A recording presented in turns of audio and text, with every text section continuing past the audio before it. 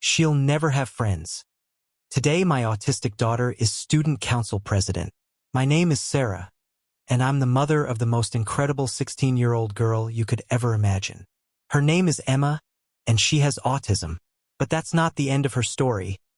It's just the beginning of something extraordinary that nobody saw coming, especially not the teachers who once told me she'd never fit in. It started when Emma was just 3 years old. While other children were playing together, laughing and sharing toys, Emma would sit alone, meticulously arranging blocks in perfect patterns or spinning wheels on toy cars for hours. She rarely made eye contact, and when she did speak, it was often to recite entire scenes from her favorite animated movies, word for word, with perfect inflection. Before I continue with this story that completely changed how our school views neurodivergence, if you believe that every child deserves to be understood and celebrated for who they are, please hit that like button and subscribe to our channel for more stories about the incredible potential that lies within every unique mind. The first real wake-up call came during Emma's kindergarten orientation.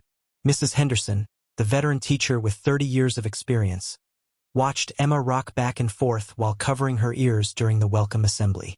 The gymnasium was filled with excited chatter, squeaking chairs, and the microphone feedback that made Emma visibly distressed. "She's going to struggle," Mrs. Henderson whispered to me, not quietly enough. "Children like her usually do better in specialized environments. Have you considered other options?"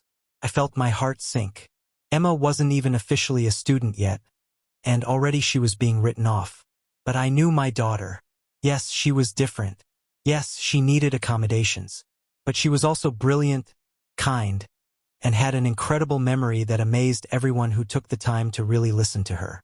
The first few years of elementary school were a constant battle. Emma would have meltdowns when the fire alarm went off during drills. The sound was physically painful to her sensitive hearing. She couldn't understand why her classmates would say one thing but mean another, taking every joke and sarcasm literally. During group work, she'd often end up alone because other children found her direct communication style weird. I'll never forget the parent-teacher conference in 2nd grade. Mr. Rodriguez, Emma's teacher, sat across from me with a stack of behavioral reports. "Emma disrupted reading time again today," he said, adjusting his glasses. She kept correcting the other students' pronunciation and pointing out factual errors in the story. "The other children are getting frustrated with her. But she's trying to help," I explained. "She doesn't understand that her corrections might hurt their feelings. She genuinely wants everyone to learn." Mr. Rodriguez shook his head. "Sarah, I've been teaching for 15 years. Children with autism, they just don't develop the social skills necessary for leadership or friendship. Emma is very intelligent, don't get me wrong, but she'll likely always be a loner. We need to adjust our expectations accordingly." Those words haunted me for months. I began to doubt myself, to wonder if I was being naive about Emma's potential. Maybe everyone else could see limitations that I, as her mother, was blind to. But Emma kept surprising me. At home, she'd spend hours researching topics that fascinated her: marine biology, ancient civilizations, and oddly enough, parliamentary procedure. She'd memorized Robert's Rules of Order by age 8, not because anyone asked her to, but because she found the logical structure of formal meetings comforting and interesting. 3rd grade brought new challenges. Emma's class was assigned a group project about local government.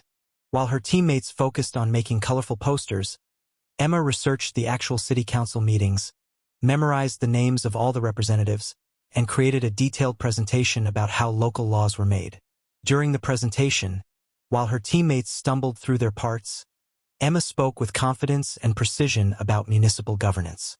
She explained complex concepts in simple terms, used visual aids she'd created herself, and answered every question the teacher asked with remarkable accuracy.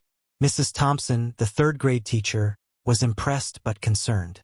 "Emma's knowledge is extraordinary," she told me during our conference. "But she dominated the entire presentation. Her teammates barely participated. She needs to learn to let others shine too. Maybe," I suggested carefully, "Emma could be the team leader for future projects? She seems to have natural organizational skills." Mrs. Thompson looked doubtful. Leadership requires emotional intelligence, Sarah. Emma struggles to read social cues and understand what others are feeling. Being smart isn't enough, leaders need to connect with people. The real turning point came in 5th grade. Emma's teacher, Ms. Martinez, was younger than the others and had recently completed training in neurodiversity awareness. She recognized Emma's unique strengths and began finding ways to channel them positively. When the class had trouble organizing their classroom supplies, Ms. Martinez asked Emma to create a system. Emma developed a color-coded, labeled organization method that was so effective that other teachers started asking for copies. When classmates struggled with math concepts, Emma volunteered to tutor them, breaking down complex problems into logical steps that made sense to everyone. But it was during the school's first ever mock government day that Emma truly began to shine. Ms. Martinez had organized an elaborate simulation where students would run for various positions in a pretend student government.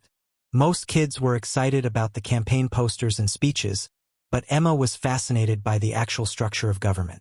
She spent weeks researching parliamentary procedure, studying the school handbook, and developing a comprehensive platform focused on practical improvements to school life.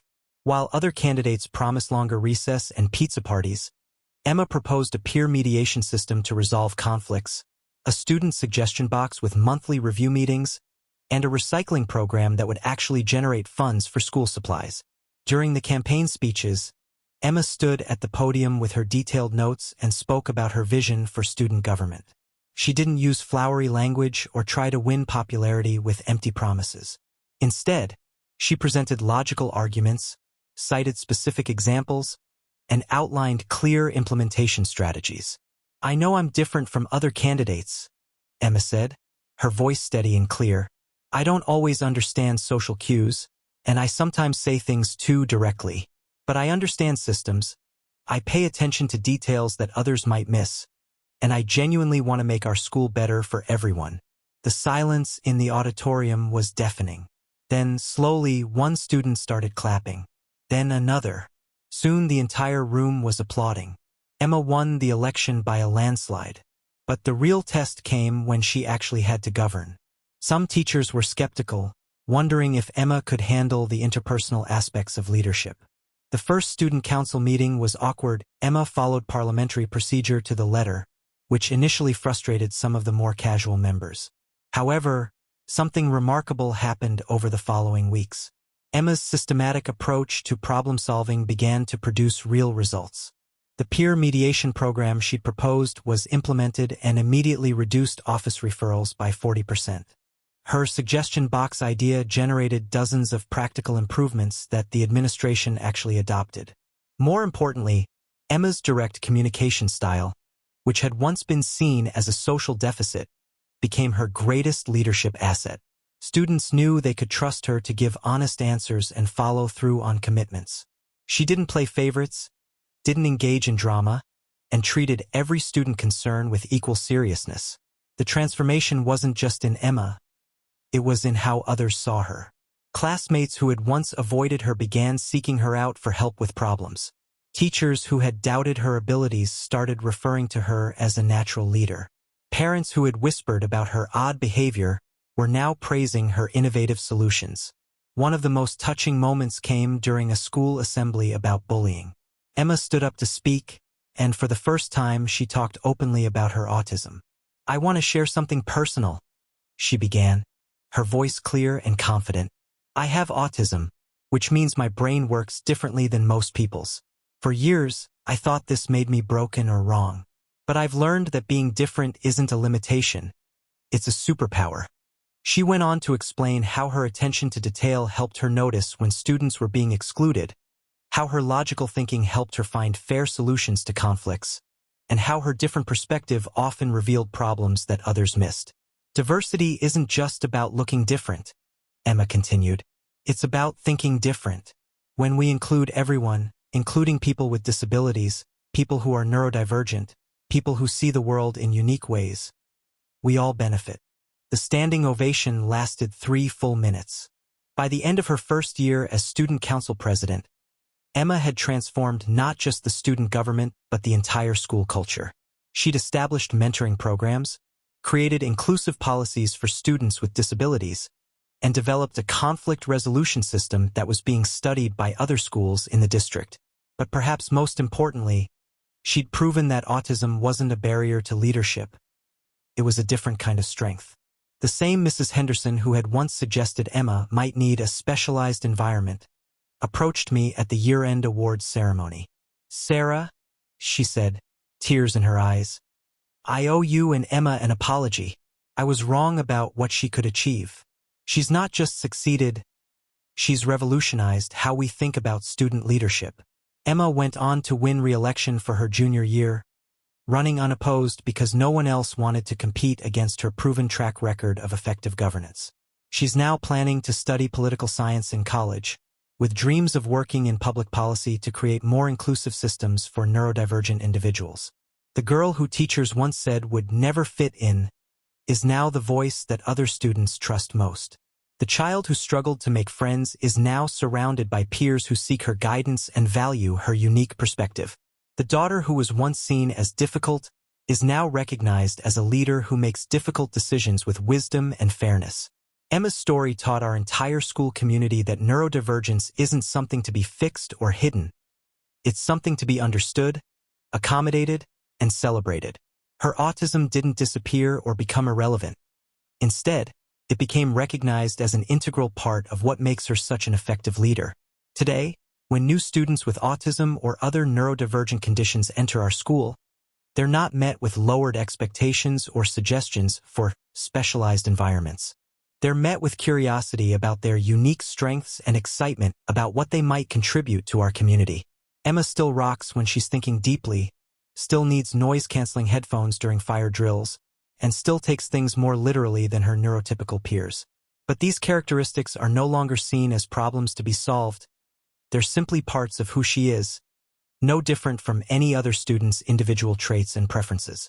The lesson Emma taught us extends far beyond autism awareness.